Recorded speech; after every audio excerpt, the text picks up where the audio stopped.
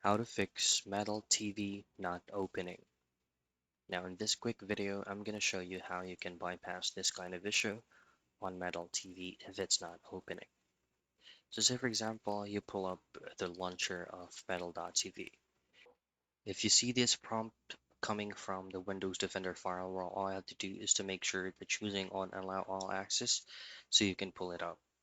Now the next thing that you want to do is to pull up the exe main file of metal TV.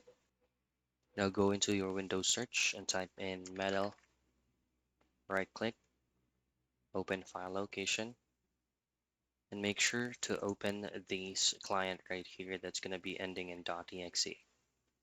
Now your last resort is to uninstall Metal TV and to download it from the reliable source, which is going to be on their official site for metal.tv. Hit this option here that says download Metal and try to rerun the client once again. And that's how you fix Metal TV not opening.